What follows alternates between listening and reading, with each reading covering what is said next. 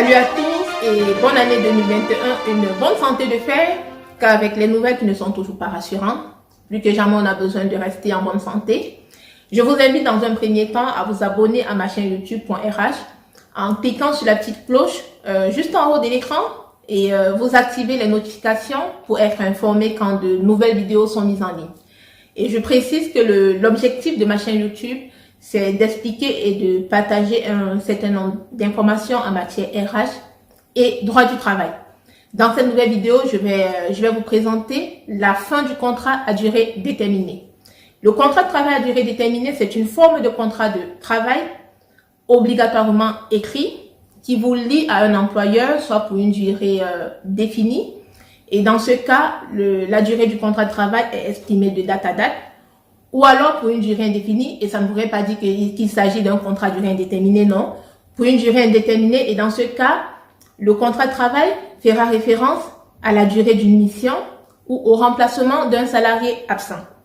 Le contrat de travail avec terme précis, donc quand il s'agit d'une durée exprimée de date à date, ne peut être renouvelé plus de 2 fois. Donc, il est renouvelé maximum 2 fois. Et le contrat de travail à durée déterminée prend fin quand l'arrivée du terme prévu dans le contrat survient. Et vous comprenez qu'il ne peut être rompu avant l'arrivée du terme, bien sûr, sauf en cas d'accord entre vous et votre employeur. Vous pouvez vous entendre pour mettre fin à l'amiable, au contrat de travail, ou encore en cas de faute grave. Oui, le CDD peut être rompu avant l'arrivée du terme, si vous commettez une faute grave, bien sûr. En cas de force majeure aussi, le contrat de travail à durée déterminée peut être rompu avant l'arrivée du terme, et aussi en cas d'inaptitude professionnelle ou non constatée par la médecine du travail, le contrat de travail à durée déterminée peut être rompu avant l'arrivée du terme. Dans cette nouvelle vidéo, je vais vous présenter les points essentiels à savoir sur la fin du contrat à durée déterminée. Le contrat de travail à durée déterminée peut prendre fin dans un premier temps de façon classique avec l'arrivée de l'échéance prévue au contrat. Et cette échéance peut revêtir 2 formes. La première forme, c'est l'arrivée du terme prévu au contrat de travail. Donc, si le contrat a été conclu avec une durée déterminée, c'est-à-dire exprimée de date à date, donc quand la date de fin de contrat de travail à durée déterminée arrive, le contrat prend fin. Ou alors, s'il est renouvelé les 2 fois, je vous ai dit, il est renouvelé maximum 2 fois. Donc, si la date de fin du renouvellement arrive, le contrat de travail va prendre fin. Maintenant, si le contrat de travail à durée déterminée est conclu sans terme précis, c'est-à-dire qu'il fait référence, comme j'ai expliqué, à la durée d'une mission ou au remplacement d'un salarié absent. Donc, quand l'objet du contrat de travail sera expiré, c'est-à-dire quand la mission sera réalisée ou le salarié absent va revenir, le contrat de travail va prendre fin. Le contrat de travail à durée déterminée prend fin en principe avec l'arrivée de l'échéance prévue au contrat de travail ou la réalisation de l'objet du contrat de travail. Ça, c'est le principe. Mais il peut aussi prendre fin de façon anticipée dans certains cas, notamment si vous justifiez d'une embauche en CDI auprès d'une autre entreprise. Ça veut dire quoi concrètement? Ça veut dire que vous êtes embauché en CDD dans une entreprise et vous trouvez du travail en CDI auprès d'une autre entreprise. Donc, dans ce cas, même si vous venez de commencer votre CDD, vous pouvez mettre fin pour continuer en CDI auprès de l'entreprise qui vous propose le CDI. Donc, ça, c'est le premier cas. D'un commun accord avec votre employeur, vous pouvez mettre fin à votre CDD de façon anticipée. Et aussi, en cas de faute grave ou de faute lourde de votre part, votre employeur peut mettre fin de façon anticipée à votre CDD. Et en cas de force majeure aussi, ça arrive, en cas de force majeure, le CDD peut prendre fin de façon anticipée. Et aussi, comme je l'ai dit plus haut, si vous êtes frappé d'une inaptitude professionnelle ou non, constatée par la médecine du travail, votre CDD peut prendre fin de façon anticipée. Dès que le contrat de travail à durée déterminée est, comme je l'ai dit, est conclu soit pour une durée déterminée, donc de date à date, ou pour la réalisation d'une mission ou le remplacement d'un salarié absent. Donc, si la mission, je vais dire, la fin du contrat arrive ou l'objet du contrat est réalisé et vous continuez quand même de travailler dans cette entreprise-là et que l'employeur ne fait pas la démarche qui s'impose, vous pouvez demander la réqualification de votre CDD en CDI et obtenir gain de cause, bien sûr. Et dans ce cas, vous pourrez demander, si vous êtes toujours à la même entreprise, une indemnite de réqualification du CDD en CDI qui correspond à peu près, je crois, à 1 mois de salaire. Et si vous n'êtes plus dans cette entreprise, vous pouvez demander une indemnité, autant pour moi, de rupture du CDI. Quelles sont les indemnités que vous percevez à la fin de votre CDD? À la fin de votre CDD, vous percevez une indemnité de fin de contrat, encore appelée prime de précarité, qui correspond à 10% de la somme de vos salaires bruts perçus au cours de votre CDD.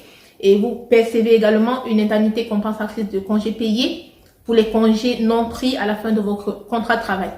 Mais notez que l'indemnité de fin de contrat, encore appelée prime de précarité, n'est pas due si vous, à l'issue de votre CDD, vous êtes embauché en CDI par la même entreprise. Vous ne percevez pas la prime de précarité parce que dans ce cas, vous n'êtes plus dans une situation de précarité, vous avez un CDI. Et si vous refusez aussi une proposition d'embauche en CDI de la part de cet employeur, dans cette situation également, vous ne percevez pas la prime de précarité. À la fin de votre contrat de travail à durée déterminée, votre employeur a l'obligation non seulement de vous verser, comme je viens de le dire, une indemnité de fin de contrat, encore appelée prime de précarité, et une indemnité compensatrice de congés payés pour les congés non pris au moment où vous quittez l'entreprise. Mais il a aussi l'obligation de vous délivrer certains documents, notamment votre dernière fiche de paye, bon, ça c'est évident, un certificat de travail, une attestation employeur qui est également transmise à Pôle emploi et un reçu pour solde de tout compte. Je vous explique comment est calculé votre solde de tout compte en fin de CDD et par la suite je vais prendre un petit exemple pratique pour que vous compreniez concrètement quels sont les salaires qui sont pris en compte pour le calcul de votre dernière fiche de paye, de votre solde de tout compte.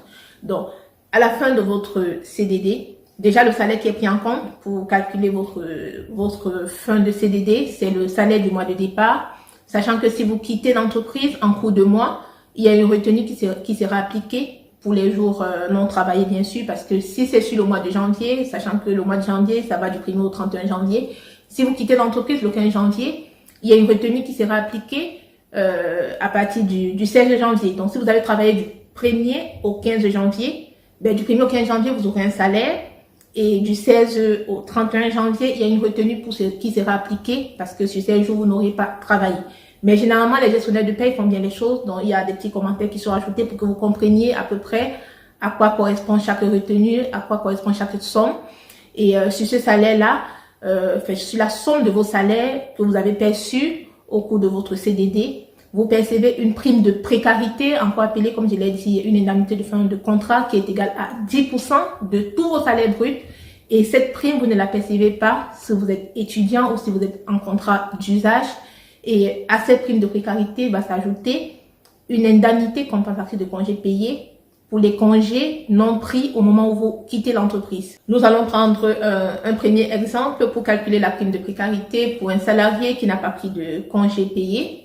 Donc, dans notre exemple, on va considérer que notre salarié X est en CDD auprès d'une entreprise Y, un CDD de 6 mois qui a commencé le 1er avril jusqu'au 30 septembre 2019, on va considérer ça comme ça, et que son salaire brut mensuel est de 1600 €. Et on va considérer que sur son mois de départ, le 30 septembre, parce que je vous ai dit, le CDD a commencé le 1er avril jusqu'au 30 septembre, donc sur le mois de départ, on va considérer qu'il a perçu une prime de rendement de 150 €. Donc, pour calculer sa prime de précarité, comme je vous ai expliqué, la prime de précarité est égale à 10% sur la somme des salaires bruts perçus au cours du CDD. Donc, on va faire quel calcul? On va déjà prendre le salaire brut mensuel, 1600 fois 6, parce que du 1er avril au 30 septembre, ça fait 6 mois. Donc, 1600 fois 6. Et on va rajouter la prime de rendement parce que ça rentre dans la constitution de son salaire brut. Et ça va nous faire 9 750 €, je crois que c'est ça. Et comme ça fait l'ensemble de ces salaires bruts perçus au cours de son CDD, et sur la somme de ces salaires bruts-là, on va appliquer 10% pour trouver la prime de précarité. Donc, on va faire 10% de 9 750 €. Ça va faire 975 €. Donc, la prime de précarité de ce salarié sera de 975 € qui sera rajoutée à son salaire brut du mois de départ. Donc, sur le mois de septembre, s'il a travaillé du 1er au 30 septembre, il aura son salaire brut 1600 € et il aura en plus la prime de précarité 975 €. Et je vais prendre un deuxième exemple pour vous montrer un exemple de calcul de l'indemnité compensatrice de congés payés. Dans ce second exemple, on va calculer l'indemnité compensatrice de congé payé, toujours pour notre même salarié de tout à l'heure. Donc, on va continuer avec le même exemple. On va considérer que notre salarié n'a pas pris de congé payé durant son CDD donc du 1er avril au 30 septembre. Donc, au moment de son départ de l'entreprise, il va percevoir une indemnité compensatrice de congé payé pour les 2 périodes de référence. Donc, pour comprendre les périodes de référence de congé, je vous invite à regarder mes vidéos sur comprendre les congés payés. Donc, du coup, ce salarié, quand il quitte l'entreprise, il va percevoir une indemnité de fin de contrat, encore appelée prime de précarité, et une indemnité compensatrice de congé payé. Et le calcul est le suivant. Donc, pour faire référence à notre précédent exemple, on va considérer que c'est le même salarié qui a un salaire brut de 1 600 € mensuel. C'est son salaire brut, bien sûr. Et il a perçu, sur le mois de départ, le mois de septembre, 150 € de prime de rendement. Et on a calculé tout à l'heure sa prime de précarité ou indemnité de fin de contrat qui était égale à 975 €. Donc, l'indemnité de fin de contrat, on rajoute à la somme des salaires bruts perçus au cours de la période de référence, au cours de son contrat, vu qu'il n'a pas pris de congé. Donc, on va prendre la somme de ses salaires bruts plus l'indemnité de fin de contrat, c'est-à-dire les 975 € qu'on a trouvés. Et ça va nous faire 10 725 €. Et sur la somme de ce montant, c'est-à-dire somme des salaires bruts plus indemnité de fin de contrat, on va appliquer 10% parce que il quitte l'entreprise. Quand il quitte l'entreprise, il n'y a plus d'intérêt à appliquer la méthode de maintien de salaire ou les 10%. Automatiquement, on applique les 10% parce que forcément, ce sera le plus avantageux. Et en appliquant les 10%, on va trouver 1072 € et 50 centimes. Ça veut dire quoi? Ça veut dire que concrètement, ce salarié, sur sa dernière fiche de paye, il aura son salaire brut du mois, 1 600 €.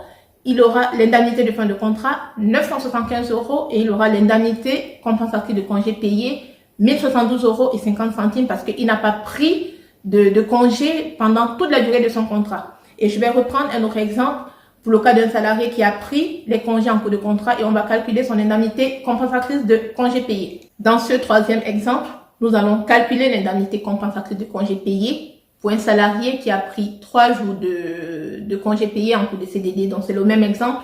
Dans le salarié qui est en CDD de 6 mois, qui est à temps complet du 1er avril au 30 septembre, qui a pris 3 jours de congé payé en cours de contrat.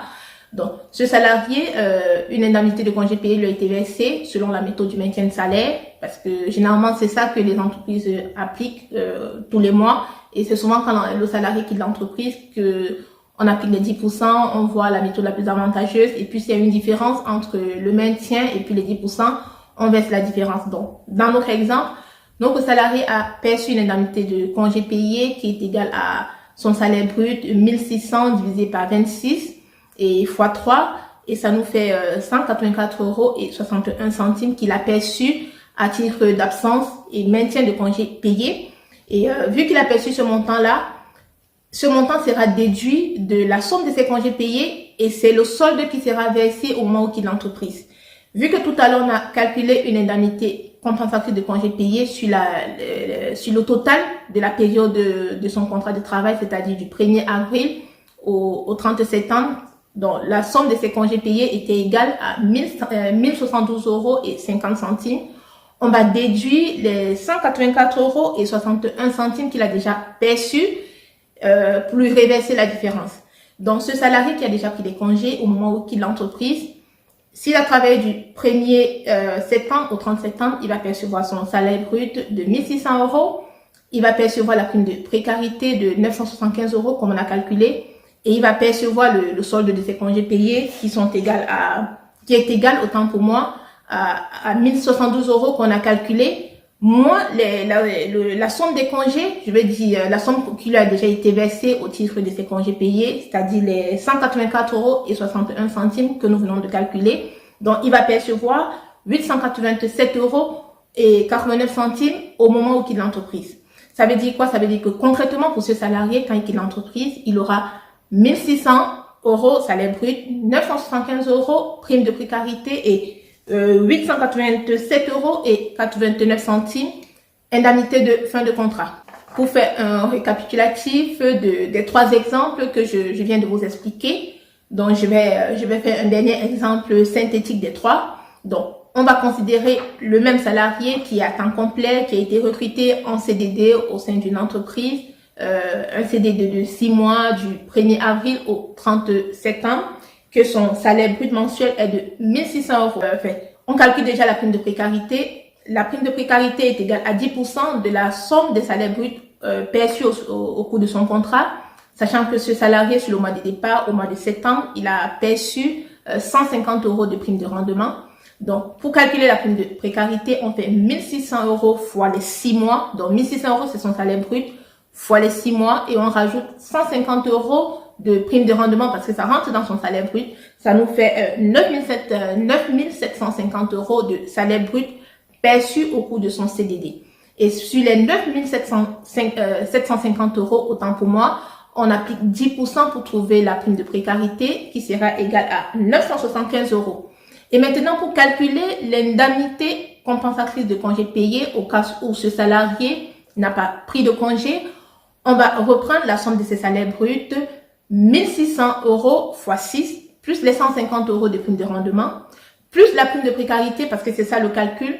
Et la somme de tout ça, ça va nous faire 10 725 €. Et on va appliquer 10% pour calculer l'indemnité compensatrice de congé payé, parce que quand le salarié quitte l'entreprise, on n'a pas d'intérêt à faire une comparaison entre le maintien et les 10%. Forcément, on applique les 10% pour trouver l'indemnité compensatrice de congé payé qui lui sera versée. Et dans notre exemple, ça nous fera 1072 € et 50 centimes au titre de l'indemnité compensatrice de congé payé.